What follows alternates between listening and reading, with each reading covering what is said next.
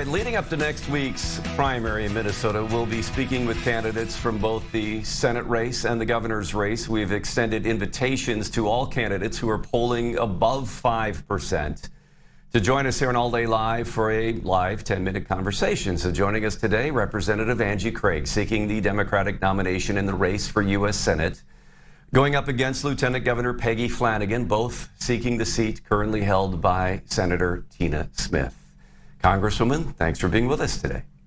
Great to be here. You have held this seat since 2018, which you have repeatedly described as a purple district, the 2nd Congressional District, now going for the U.S. Senate. Opponents, Lieutenant Governor Flanagan and those who are backing her, accuse you of being too moderate and not progressive enough. What is your response to that? Well, I took a seat that had been in Republican hands for 3/4 of a century, and I made it a safe blue seat over my 4 terms in Congress. You know, in the House, I've listened to the people that I represent, and as it turns out, it's a third Republican, a third Democrat, and a third who don't like Democrats or Republicans. As a U.S. Senator, I will do the same thing. I will listen to the people that I represent, and that includes folks in the cities in Minneapolis and St. Paul. I'm very proud to have the endorsement of the mayor of Minneapolis, who was out kicking off door knocks with me yesterday. But I also intend to go everywhere across this great state and represent everyone. And so, you know, what I can say is that I don't think these labels we put on ourselves anymore matter very much. It's about who you're working for. And for me, that's working on behalf of the working people of Minnesota. That's allowed me to pass 13 bills in just 8 years as a member of Congress. And that's exactly what I'll attempt to do as the next U.S. Senator. Okay.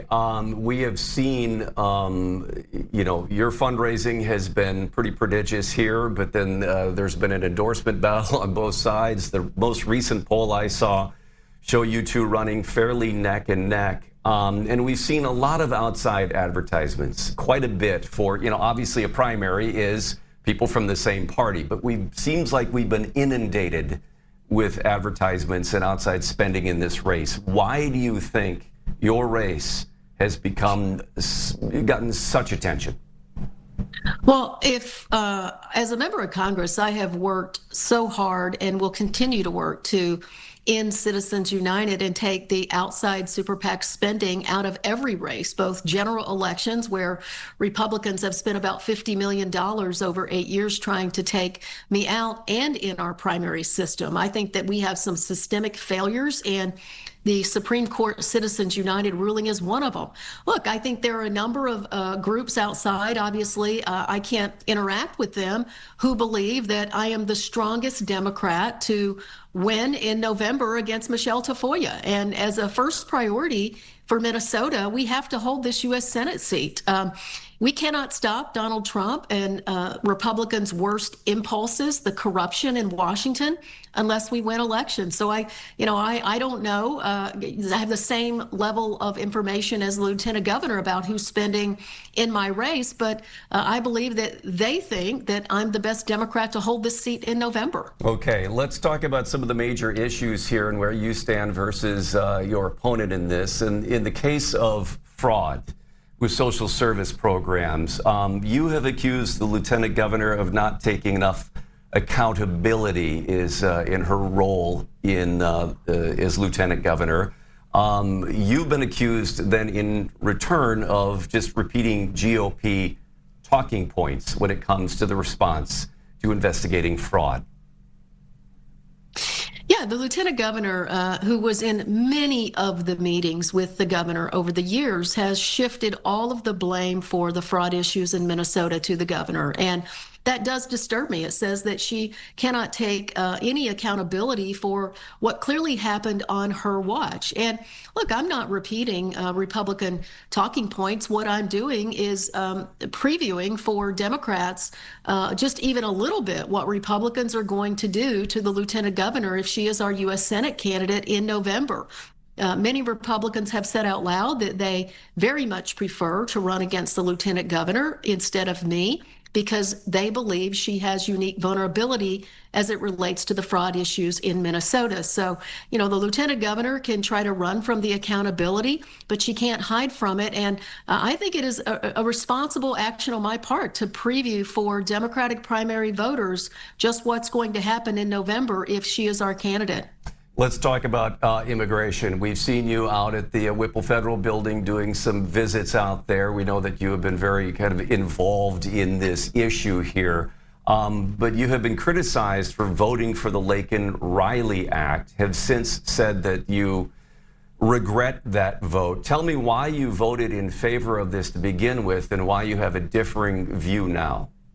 Well, I, along with a number of Democrats like Senators John Ossoff and Raphael Warnock and Senator Mark Kelly and Ruben Gallego, look, I mean, 3 days into the Trump administration, the detention of individuals, just detention of individuals who committed crimes, certainly coming off the 2024 election, I took the vote. But as I stood in front of the Whipple Center, as I saw what Trump and Kristi Noem's ICE at the time did under Operation Metro Surge, of course, I regret giving the Trump administration even an inch when it comes to immigration enforcement. And, I'm a big enough person to say when I got it wrong, I've done that. I wish the lieutenant governor would take some accountability on the fraud issues.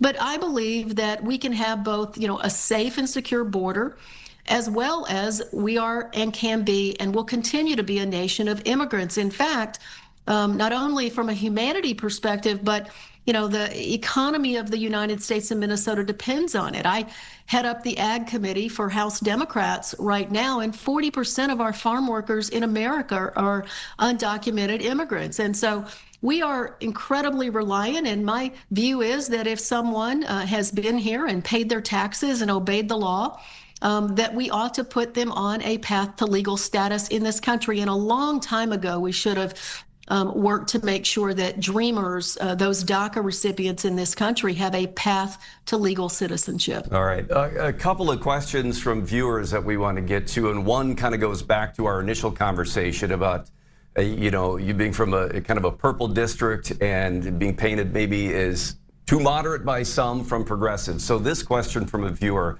kind of to that point, you built your reputation on working across the aisle when possible. In today's political climate, where do you draw the line between bipartisan compromise and compromising on core principles? Well, I don't think we can ever compromise on our core principles. And even as a member of Congress from the 2nd, I don't believe that I have. I believe that you have to know when to make a fist and fight, metaphorically speaking, the administration.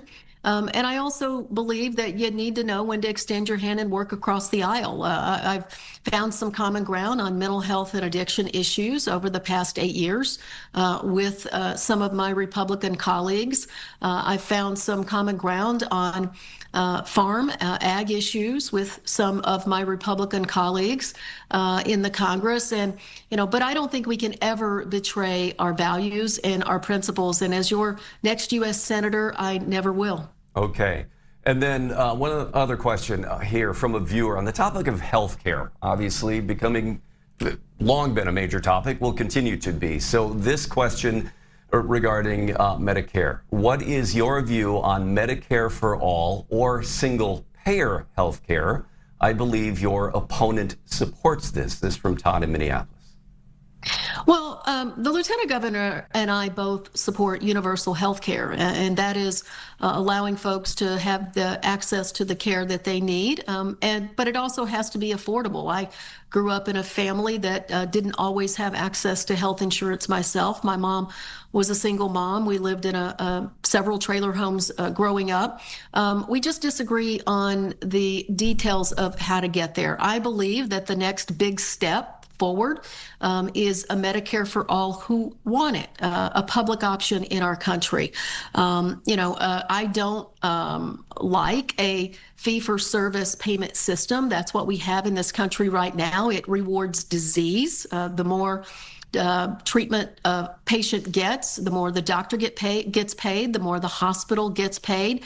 And honestly, I think that the system itself needs reforming toward an outcomes-based or value-based system where we actually reward doctors keeping people healthy. And so I'm going to continue to fight for universal health care every step of the way. All right. And then lastly, we're down to our last 30 seconds here. The final thing, your final pitch succinctly. Finish this sentence. I want to be your next U.S. Senator from Minnesota because. Because I'm an experienced fighter who can also take on the Trump administration when I need to head on, as well as get things done for the people of Minnesota. Congresswoman Angie Craig, thank you for taking time today ahead of next week's primary. Thank you. All right, there you go.